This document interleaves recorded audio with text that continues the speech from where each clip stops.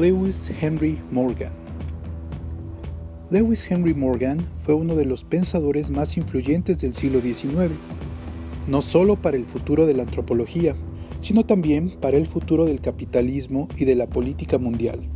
Aunque Morgan fue, desde el punto de vista de su economía, profundamente capitalista, su trabajo sobre la evolución, según fue interpretado por Marx y Engels, llevó a este último a algunos de sus puntos más destacados. Morgan fue abogado y hombre de negocios de clase media, burgués y cristiano, pero se interesó únicamente por la revolución industrial. No obstante, la época de Morgan necesitaba tener una nueva visión del mundo, pero Morgan carecía de intención para proporcionarle una. No obstante, su investigación se fundó en esa necesidad para formular una visión del mundo. Fue uno de los 13 hijos de una antigua familia de Massachusetts que, queriendo hacer el oeste, se estableció en la zona norte del estado de Nueva York. Iba bien en el colegio, también que entró en el Union College, con categoría junior. Aquí fue un orador brillante en los debates. Después de graduarse en 1840, pasó 4 años estudiando Derecho. Fue durante este periodo cuando empezó el estudio de toda su vida sobre el indio norteamericano, particularmente los iroqueses. Fundó una sociedad secreta, The Gordian Knot, diseñada según la Federación Iroquesa. Los miembros celebraban reuniones por la noche, alrededor del fuego, con vestidos auténticos. El grupo se convirtió en el Grand Order of the Iroquois, siendo sus objetivos establecidos estudiar y promover la tradición india, educar a los indios y defender los derechos indios contra una política gubernamental agresiva e injusta. En 1847, después de representar con éxito sus intereses contra las demandas de tierra, Morgan fue nombrado miembro honorario de la Nación Séneca. Cuando los intereses de muchos miembros del Grand Order degeneraron en jolgorio, Morgan decidió dejar la organización y encontró otros medios de ayudar a los indios. Después de sus exámenes a la abogacía, una recesión económica y una sobreabundancia de abogados en el oeste de Nueva York lo mantuvieron trabajando en la granja familiar en Aurora durante 3 años. Dio algunas conferencias relacionadas con el Renacimiento clásico, apoyó actividades antialcohólicas y continuó leyendo. En 1851, Morgan se trasladó a Rochester, Nueva York, y formó una empresa de abogados con su antiguo compañero de clase y amigo George F. Danforth. Tuvo mucho éxito.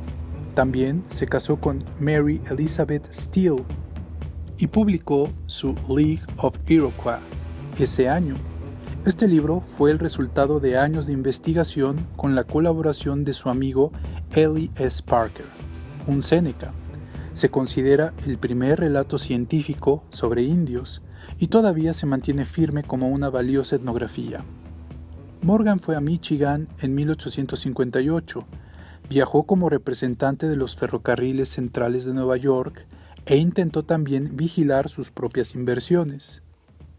Mientras estaba allí, se interesó por el castor, lo que le llevó a una década de estudio y, en 1868, a la publicación de The American Beaver and His Works. El libro es todavía una importante fuente de conocimiento sobre el animal. También en Michigan descubrió que el sistema de parentesco de los indios Ojibwa era precisamente como el de los iroqueses. La idea de que podía generalizar los conceptos presentados en su libro sobre los iroqueses exaltaba la imaginación de Morgan. Viajó por Kansas, Nebraska, Missouri y hacia el norte hasta la bahía de Hudson, estudiando casi 70 tribus y formulando la teoría de que un sistema de parentesco era típico de todos los indios norteamericanos. Entonces, con la ayuda de la Smithsonian Institution, desarrolló y divulgó mundialmente un cuestionario para reunir las terminologías de parentesco de centenares de gentes. Morgan publicó los datos y las conclusiones de su estudio en 1871, titulándolo Systems of Consanguinity and Affinity of the Human Family. Sigue siendo un monumento y una gran fuente de datos. El trabajo más conocido de Morgan es Ancient Society. Desde que se publicó por primera vez en 1877, no ha estado nunca agotado. Propuso en dicho libro un esquema referente a la evolución de la familia y al análisis del grupo de descendencia unilineal. Aunque los antropólogos hoy dudan de que haya habido alguna evolución en la forma de la familia después de que los seres humanos se convirtieron en animales familiares, en las primeras etapas de su propia evolución, y aunque muchas escenas de la evolución cultural se han cuestionado, lo esencial del libro es irrebatible. Realmente leerlo hoy a la luz de los sucesivos años de la antropología es una gran experiencia. El último libro de Morgan fue Houses and House Life of the American Aborigines. Es todavía un libro importante en el estudio de la proxemia de los grupos domésticos. Morgan mantuvo su primer interés por las leyes y la política y como conservador sirvió en la Asamblea de Nueva York y más tarde en el Senado entre 1861 y 1869. Solo uno de sus libros, League of the Iroquois, fue provechoso por sí mismo. La considerable prosperidad de Morgan se basó en sus inversiones y en el ejercicio de la abogacía. Su vida en Rochester, dominada por su presbiterianismo, fue una vida tranquila, aunque marcada por la tragedia familiar.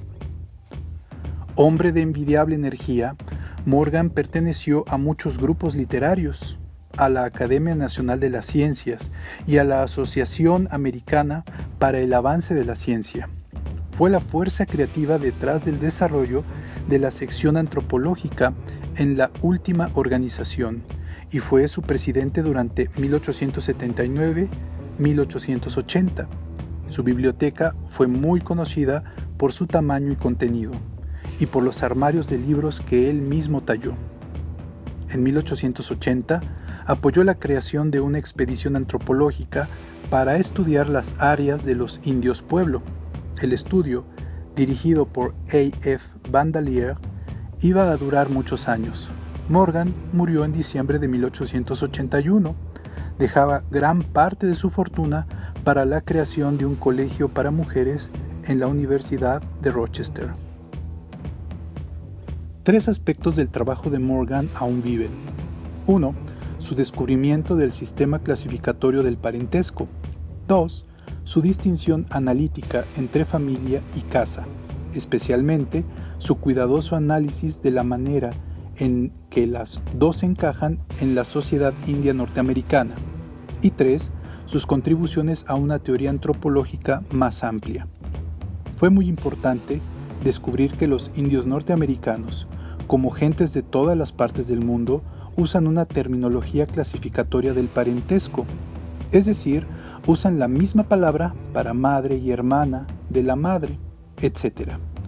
Como resultado, muchos antropólogos, desde Morgan, se han especializado en parentesco o sistemas de parentesco.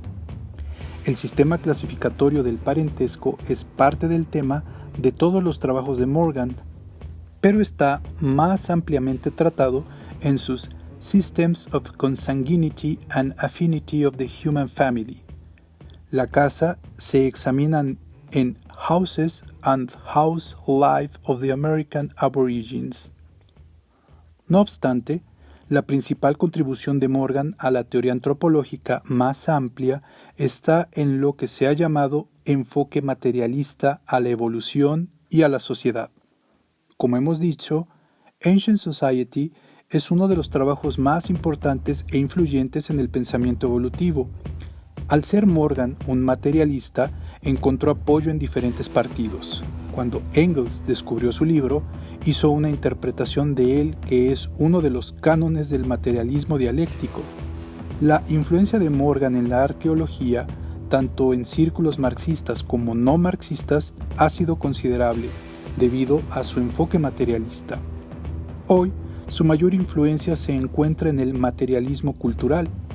Por otra parte, debido al uso poco cuidadoso del método comparativo y el libro no crítico de datos por practicantes menores, tales comparativismos y evolucionismos fueron casi totalmente ignorados en la antropología americana desde aproximadamente 1900 a 1949, fecha de la publicación de The Science of Culture de Leslie White. Es a través de su intento en Ancient Society de entender la sociedad por medio de la tecnología y la economía cuando Morgan produjo mayor impacto sobre Engels, Gordon Childe, Leslie White y Marvin Harris. Los datos de Morgan no fueron siempre los mejores, y algunos de ellos pueden haberse malinterpretado, pero esto no les resta méritos a los valiosos principios que sirven de base a su teoría. En Ancient Society, Morgan propone un esquema evolutivo en el que cada etapa evolutiva se corresponde con ciertos tipos de tecnología y subsistencia. Por ejemplo, la etapa de barbarie media empieza con el desarrollo del arco y la flecha y termina con el uso de cacharros.